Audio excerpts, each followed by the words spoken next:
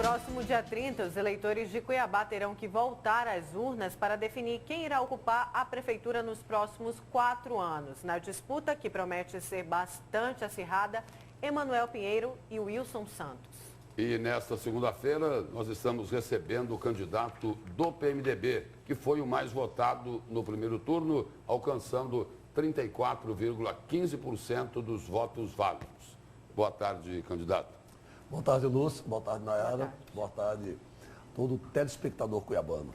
Candidato, nesse segundo turno agora, com apenas 2 candidatos, é como se diz aí, será no tete a tete. Existe uma tendência aí de se intensificar o debate político com os 2 candidatos, cada um apontando as fragilidades do outro. É por aí ou o senhor pensa diferente? Eu penso diferente, Lúcio. Penso como pensei no primeiro turno e fui avalizado pela população com quase 100 mil votos, garantindo o primeiro lugar no primeiro turno. Eu penso numa campanha propositiva. Não vou ficar atrás de fragilidade do meu adversário, que, aliás, esse sim tem psicose por fragilidade, por comitê da maldade. Eu não.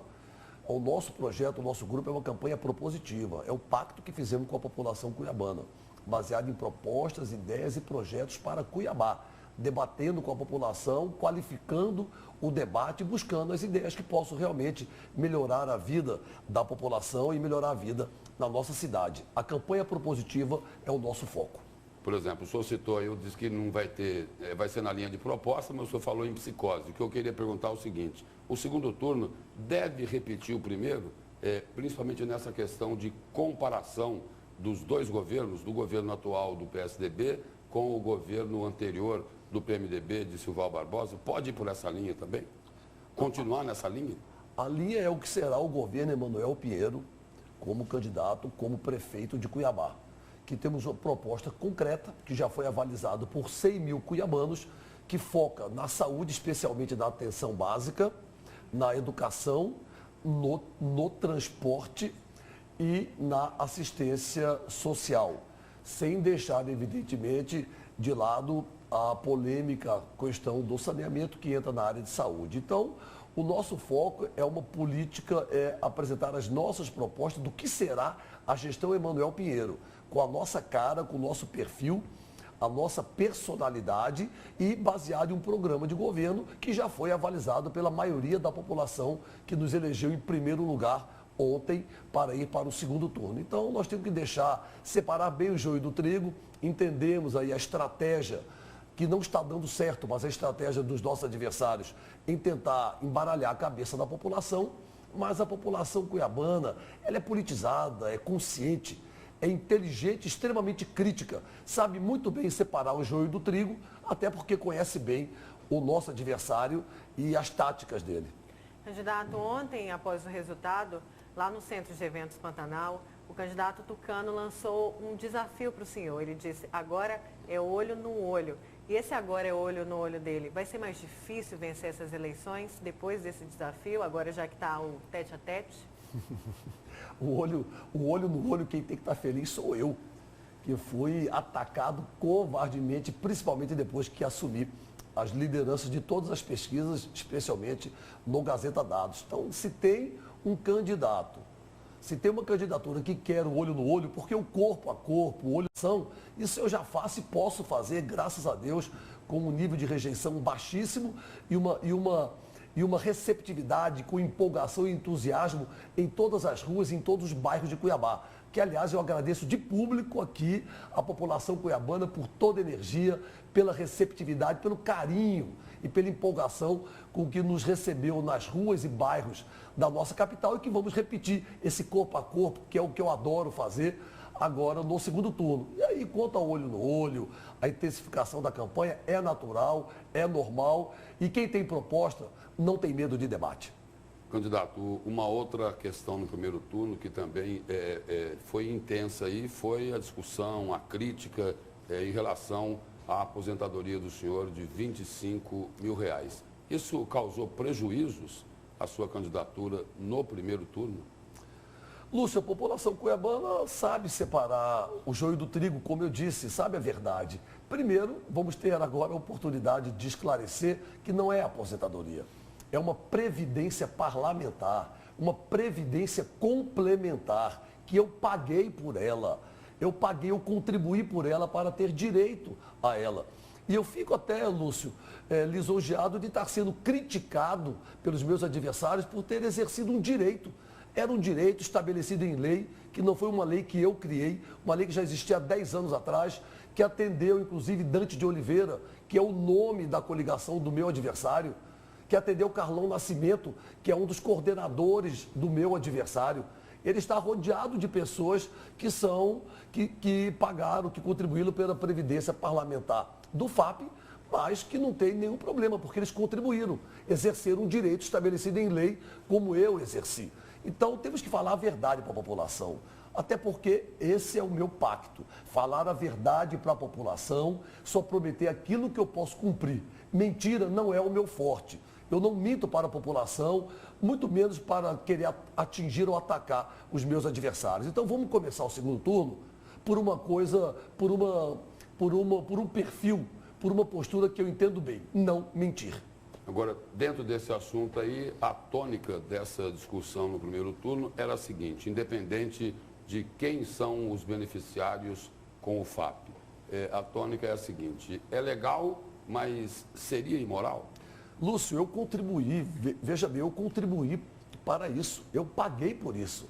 Não é como estão vendendo, mentem na idade, mentem omitem a contribuição e querem jogar a população contra mim. Era um direito, eu exerci um direito estabelecido em lei. Contribuí e paguei por isso, no tempo e no prazo adequado, para fazer jus, para ter esse direito.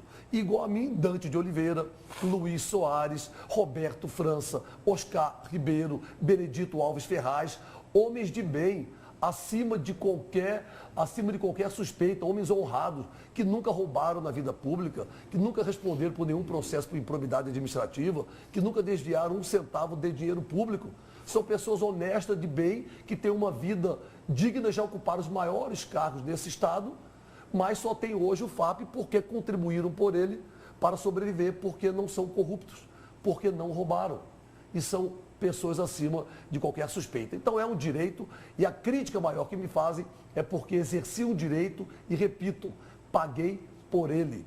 Contribuí, paguei a minha parte e fiz direito a receber. O candidato do PMDB foi para o segundo turno com o senhor, mas não elegeu nenhum vereador aqui em Cuiabá. O que aconteceu? Será um reflexo do governo passado?